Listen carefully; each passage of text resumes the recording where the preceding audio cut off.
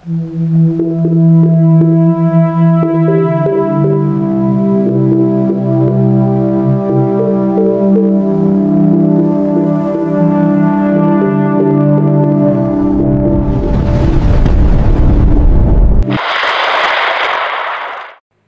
araw po sa inyong lahat.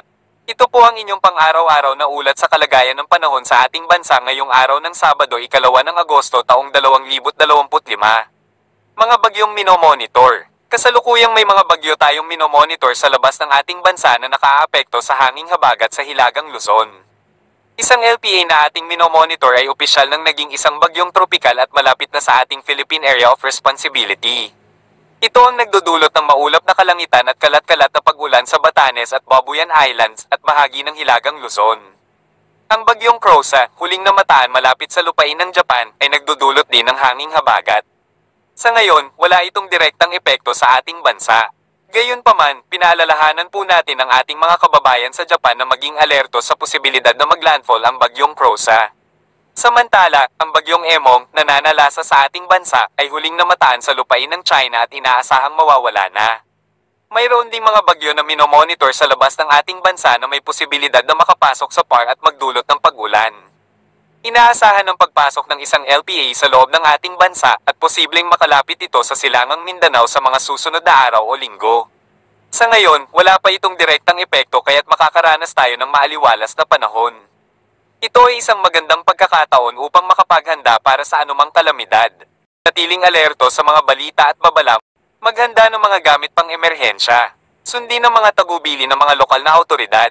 Tandaan, ang ulat na ito ay batay sa kasalukuyang impormasyon at maaaring magbago. Para sa pinakabagong impormasyon, pakisubaybayan ang mga ulat. Ingat po kayo. Hilagang Luzon, dahil sa hanging habagat na hinihila ng bagyo, asahan ng maulap na kalangitan sa Hilagang Luzon, Babuyan Group of Islands, at Batanes. Makakaranas ng maulap na papawirin at kalat-kalat na pag-ulan. Nalalabing bahagi ng Luzon, asahan ng maaliwalas na panahon. Visayas at Mindanao. Dahil sa paghina ng hanging habagat, inaasahan ng maaraw na panahon sa Visayas at Mindanao. Gayunpaman, mag-ingat pa rin sa epekto ng sobrang init. Palaging magdala ng payong o panangga sa tirik na araw. Palawan. Asahan ng maaliwalas na panahon sa Palawan. Magdala ng panangga sa matinding sikat ng araw. Tandaan na anumang oras ay maaaring magbago ang lagay ng panahon, kaya manatiling updated sa mga ulat. May mga sama ng panahon na minomonitor sa labas ng ating PAR na posibleng makapasok sa mga susunod na araw. Kalagayan ng karagatan. Sa kasalukuyan, wala pong nakataas na gale warning sa kahit anong baybayin ng ating karagatan. Gayunpaman, iba yung pag-iingat sa Hilagang Luzon dahil inaasahan ng rough sea condition dahil sa hanging habagat na hinihila ng bagyo. Ang nalalabing seaboard ay magiging moderate to rough. Mag-ingat lalo na ang mga may maliliit na sasakyang pandagat. Patuloy na subaybayan ang mga ulat para sa pinakabagong impormasyon. Maghanda ng mga gamit pang emerhensya.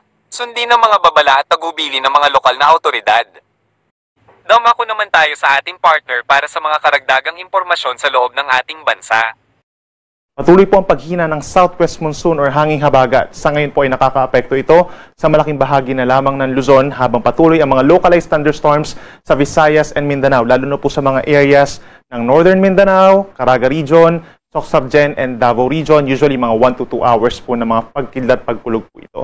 Habang dito naman sa may Northern Luzon, meron pa rin apektado ng mga pag-ulan dulot ng habagat. Kabilang na dyan ng Batanes, Babuyan Islands, Ilocos Norte, Ilocos Sur at lalawigan po ng Abra. Asahan din yung mga isolated rain showers or thunderstorms simula ngayon hanggang bukas ng madaling araw sa natitirang bahagi ng Cordillera Region, plus Ilocos Region at ilang bahagi pa ng Central Luzon.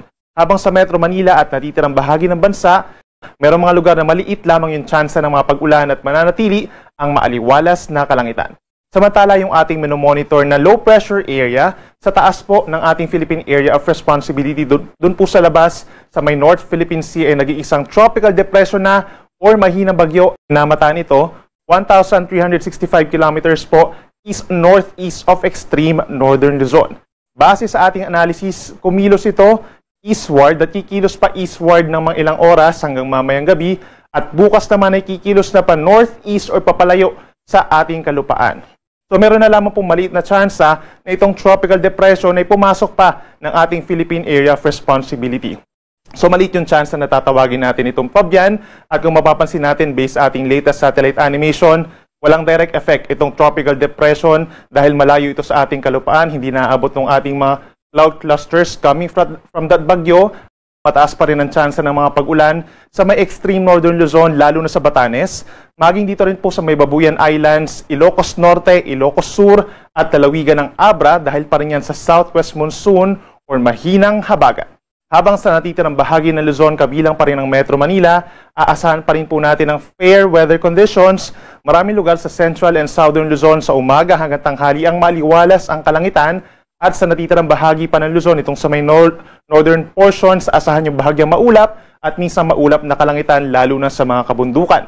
Pagsapit ng tanghali, mainit at malinsangan lalo na sa mga kapatagan at pagsapit ng hapon hanggang gabi, andyan pa rin yung tsansa ng mga pulu-pulo lamang ng mga pag-ulan at mga thunderstorms na usually nagtatagal ng 1 hanggang 2 oras.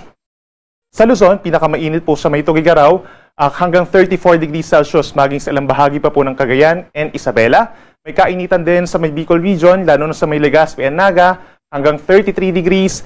And over Metro Manila by tomorrow, posible pa rin umakyat sa 32 degrees ang maximum temperature.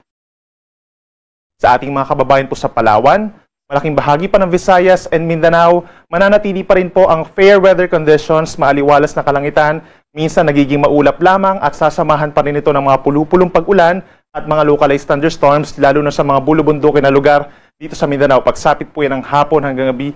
May mga ilang lugar din na magkakaroon ng mga saglit lamang na pag-ulan sa may mainland Palawan, habang maliit ang tsansa ng mga pag-ulan sa malaking bahagi ng Visayas. Sa malaking bahagi naman ng Palawan, Visayas and Mindanao, posibleng umakyat sa 33 degrees Celsius ang maximum temperature. In terms of air temperature po yan, no? Pero posibleng mas mataas pa yung maramdamang init natin, yung heat index na tinatawag. So make sure na meron pa rin tayong talang sombrero or payong pananggalang sa init at stay hydrated para iwas heat stroke. Ang haring araw ay lulubog 6:25 ng hapon mamaya at muli itong sisikat 5:39 ng umaga.